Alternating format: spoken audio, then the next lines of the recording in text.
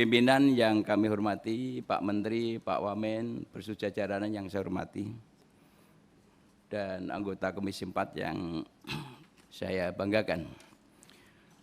Pertama, kami memberikan apresiasi terhadap yang telah disampaikan Pak Menteri tadi.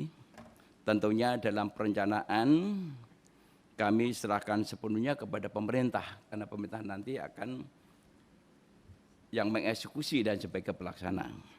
Namun tentunya kami dari fraksi Partai Golkar, dan mungkin nanti dalam pendalaman lainnya teman-teman juga bisa menambahkan, ingin menyampaikan beberapa hal, Pak, yang tentunya ini akan menjadi masukan kepada pemerintah. Tadi Pak Menteri sudah menyebutkan banyak berikan program-program, kami sampaikan terima kasih atas nama rakyat. Namun tentunya program-program yang diberikan ini Pak ternyata tidak sesuai dengan harapan rakyat. Pertama, masalah benih. Benih itu banyak keluh kesah daripada masyarakat bahwa benih yang dibagikan pemerintah itu hampir rata-rata tidak menimbulkan efek yang produktif karena kualitasnya sangat rendah. Dan bahkan masyarakat itu banyak yang mengeluh bahwa Pak lain kali nggak usah diberikan program seperti ini.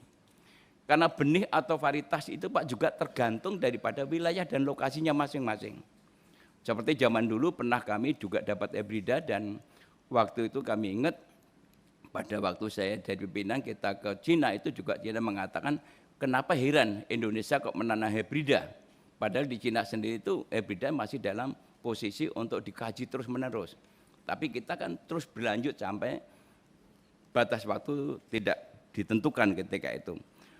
Oleh karena itu Pak, masalah benih, saya masih ingat ketika Pak Menteri menjabat di periode yang sebelumnya, Bapak sangat mendukung terhadap benih-benih yang diproduksi masyarakat. Saya rasa ini juga harus diberikan tempat. Jangan sampai benih-benih hasil kreativitas masyarakat ini dimatikan, sehingga petani-petani itu tidak ada semangat karena setiap mereka melakukan kreativitas untuk membuat benih-benih lokal yang sesuai dengan kondisi lahan di masing-masing wilayah itu, akibat kebijakan mereka tidak bisa melakukan. Padahal justru itu malah lebih bagus sebetulnya. Di zaman dulu era Orde Lama itu banyak itu benih-benih varietas lokal yang dimanfaatkan dan itu berhasil. Dan kedua Pak, masalah benih ini juga ketika terjadi puso, yaitu gagal panen akibat bencana. Distribusi pemberian bantuan benih itu birokrasinya panjang Pak. Kalau bisa ini di cut off Pak, karena ini namanya bencana, karena mereka biasanya kan setelah bencana itu kan 1 bulan, kemudian dia harus nanam kembali. Tapi prosesnya itu berkepanjangan Pak. Di daerah itu banyak sekali yang mengeluh bahwa bencananya udah selesai kapan-kapan benihnya belum turun. Ini mohon juga menjadi perhatian. Kedua mengenai pupuk Pak, pupuk juga sama. Pupuk kreativitas masyarakat ini sangat luar biasa. Kami berikan apresiasi kepada pemerintah, program pupuk yang sudah berkembang, tetapi kembali lagi bahwa pupuk-pupuk yang diinisiasi oleh masyarakat, dan sekarang masyarakat kita ini Pak cerdas-cerdas, anak-anak muda terutama. Kalau Bapak nanti suatu saat memberikan waktu kepada saya bisa tunjukkan anak-anak muda milenial yang bisa memproduksi pupuk organik yang begitu luar biasa dan didemplot hasilnya jauh lebih bagus daripada pupuk-pupuk organik yang sudah beredar. Namun masalahnya Pak, pemerintah itu tidak hadir di situ, negara tidak hadir untuk rakyat kita. Tidak seperti di Cina. Kalau Cina itu setiap ada kreativitas masyarakat didukung dengan regulasi. Untuk pupuk ini Pak, uji efektivitas saja di kampus. Pak Menteri mungkin tahu atau mungkin tidak tahu, atau mungkin tahu pura-pura enggak tahu. Mahal Pak, sampai 50 juta di Gajah Mada Pak. Kemudian untuk uji lab itu 15 juta Pak. Itu 15 juta. Ini luar biasa Pak. Ya, yang tadi yang 50 juta apa tuh Pak? Uji efektivitas itu dilakukan di kampus Pak. Itu pupuk-pupuk yang diproduksi masyarakat itu dilakukan setelah uji lab atau kemudian diminta uji efektivitas di kampus. Itu 50 juta Pak. Nah, mohon seperti ini Pak, mungkin pemerintah bisa bikin standarisasi ketika masyarakat atau kreativitas masyarakat ya yang ingin memproduksi pupuk-pupuk dalam rangka untuk mengatasi kebutuhan diberikan kemudahan. Kalau subsidi saya nggak setuju, karena kalau subsidi nanti akan jadi beban negara dan semuanya minta. Disuruh bayar tapi murah Pak, dan prosesnya dipercepat.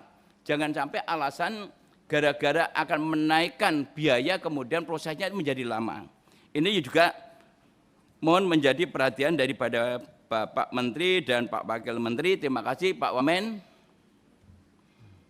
Kemarin Pak Wamen telah mengunjungi kampung saya di Pati dan saya lihat meninjau pompa. Sayangnya Pak, pompa ini memang dulu konsepnya bagus, tetapi mungkin sekarang ini Pak sudah nggak efektif lagi. Karena pompa itu pompa peninggalan zaman Orde Baru. Dari skala ekonomisnya mungkin tidak mungkin kalau itu mau diperbaiki seperti apapun, itu mungkin tidak bisa berjalan dengan baik karena sumber mata airnya sudah nggak ada Pak. Dan biayanya juga cukup mahal. Kalau itu menggunakan bahan bakar solar, itu mungkin juga tidak mungkin bisa mengatasi kebutuhan karena solarnya juga mahal. Dan petani cari solar pun juga susah. Prosedurnya terlampau panjang. Oleh karena itu mungkin kalau mau dihidupkan Pak, itu harus ada PLN masuk diganti dengan sistem PLN Pak. Itu akan bisa lebih efektif. Ini masukan saja. Dan pompanisasi Pak, ini juga mohon dapat ditinjau kembali. Saya lihat pemetaannya masih lemah Pak.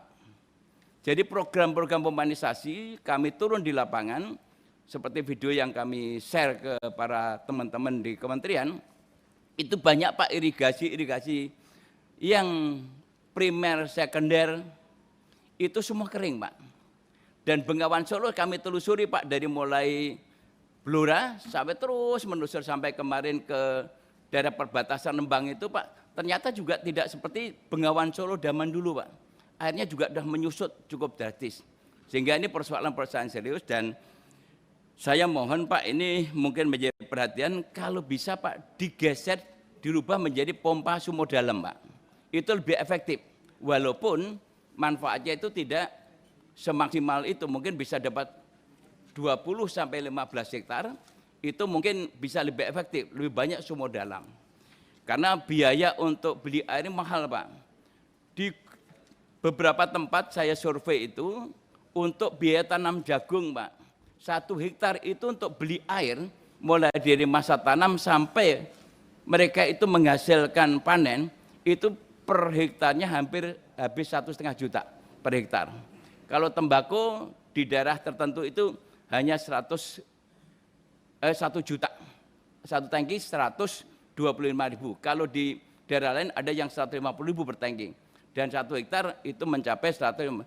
Kalau untuk tanaman tembakau Pak, itu masih bisa untung karena tembakonya harganya mahal. Tapi kalau jagung, petaninya bukan untung Pak, tapi buntung. Nah, ini persoalan, mohon kalau bisa pompanisasi dalam rangka untuk menuju swasembada pangan dalam mengatasi musim kemarau panjang ini.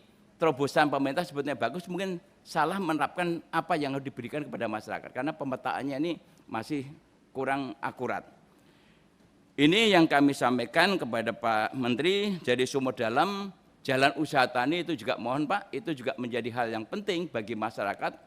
Dan paling akhir adalah karena jalan usaha tani dinikmati semua pihak daripada mesin-mesin yang besar-besar. Terakhir Pak, pemberian program bantuan seperti kombin dan kemudian traktor roda 4, diregulasinya pemerintah mungkin perlu pengetatan Pak. Karena banyak sekali kelompok-kelompok masyarakat yang diberikan itu hanya dipakai untuk dirinya sendiri. Bahkan banyak juga yang mereka mendapatkan kombin itu disewakan ke daerah-daerah lain, bukan untuk kepentingan daerah itu. Ini saya survei dari mulai Jawa Timur, Jawa Tengah, kemudian bahkan ada program yang diberikan di Jawa Timur larinya ke Jawa Tengah.